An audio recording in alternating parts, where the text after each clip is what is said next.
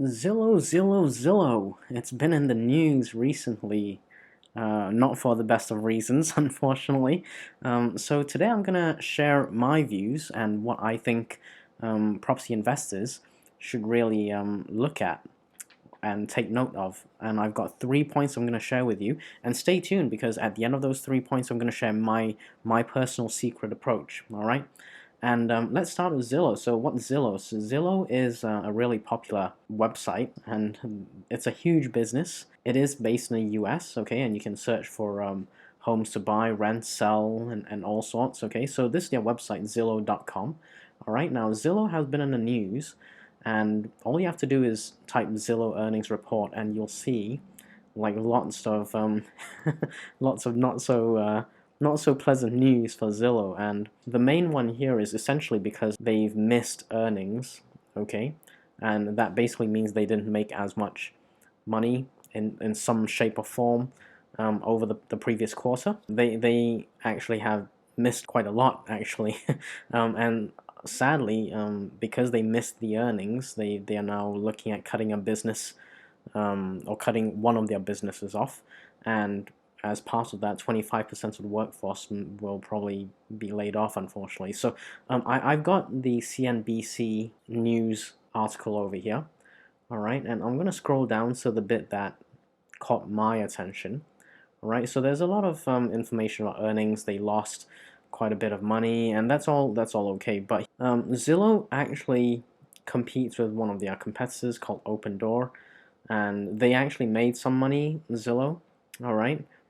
And the reason they were down quite a bit was because the homes segment over here, the homes segment, which is mostly offers, and that's Zillow offers, lost 422 million in the last quarter. Okay, so that's not a great statistic at all. No one wants to lose money, certainly not in this kind of magnitude. Okay, so you may be asking what's Zillow offers? And before we get to that, let me just go through the Zillow Group quarterly results. You can check it out over here. And I think I clicked on press release, which brings you up to this one, press release over here. And you can have a read. This is what they released to the press yesterday. And I've highlighted here. They are essentially, closing or scaling down Zillow offers because they're not enjoying the unpredictability in forecasting home prices. All right, which is it's kind of ironic, and we'll get to that very shortly. Now, Zillow offers is quite a big segment, or was quite a big segment, and it's going to be wound down. And they've said they're going to wind down. It's going to take several quarters. It's going to reduce Zillow's workforce by approximately 25%. Put that into context, 25% of your business, if you had a business and suddenly you're cutting 25% of your workforce, that's a significant change. To me anyway, that's a significant change. Okay, so let's take a look at Zillow's offer. Sorry, Zillow offers and what it is. So Zillow offers is basically where Zillow operates as the market maker. So the market maker, just briefly, instead of buying and selling real estate or property to another person, like an individual, you are actually buying or selling directly to Zillow. So Zillow is buying and selling, and they're buying from you maybe, and they're selling to someone else. Okay, so that's what their role is. Okay, and I'll show you another article shortly. But whilst we're on Zillow Office website, and this is the FAQ section, so it's Zillow Offers FAQs. If you scroll further down, this is how Zillow determines what price your home is, okay? And they compare a few things, including details you provide about your home, such as current condition, recent updates. They look at the comps, so the comparables in your area, and the Zestimate. I don't know. I don't know if I'm pronouncing that right, but basically they've got robots estimating essentially what they think the market value of your home will be.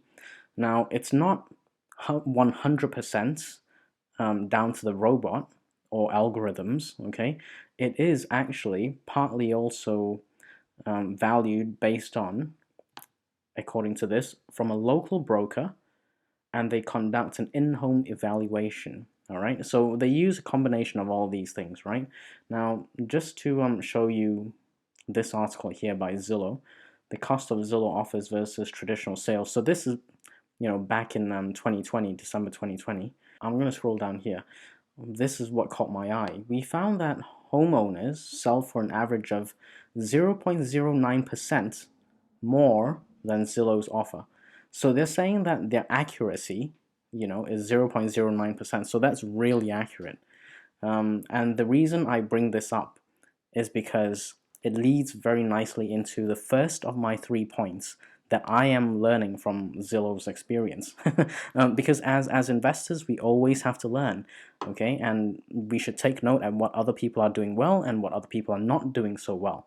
So point number one is no one knows the future. The robots don't know the future, the algorithms don't, and prices can go up or down, okay? And this is reflected in the volatility of Zillow offers business. They couldn't handle, the prices fluctuating so much, right? They might have bought something at a higher price and sold it at a lower price because that's just the market value at the time. So I don't know how they run the algorithm, but that's what they're doing at the moment. So they made a loss on that. So point number two is that one style of investing, in this case, Zillow acting as a market maker, some call it, flipping, where they buy a property here and they sell it somewhere else. The process of flipping as an investing style or business style may suit some people, but it may not suit you. It may not work for you. So you have to consider these things, okay? And the final point, and hold on, I'm going to give you the secret tip very soon. But the final point that I've picked up from this is that Zillow did not have any cash flow from this business. They were literally buying something and selling it somewhere else or to someone else, okay? There is no cash flow involved. They don't rent it out. I don't know if they're rehabbing or refurbing the place, but what I do know is that there's no mention of cash flows from rent. There's no, we can't say whether it's cash flow positive or cash flow negative. Were they borrowing against these places? I don't know the details, but essentially I couldn't see anything anywhere where it mentions cash flow. So there was no cash flow to me in this business, which is not a great thing. So it brings me to my personal approach, and this is my secret I want to share with you today, is that it doesn't matter what you invest in or what business you do, you must be cash flow positive. And this is my favorite approach. So I do, I will do rentals that have positive cash flow, and they have to be positive. Okay, I'm not gonna go into invest in something that doesn't make money, and worse if it's bleeding money where it's not cash flow positive. Okay, so I just want to show you Zillow's current earnings and how it's not doing so well, and what we as investors should learn from this. Okay, Andy out.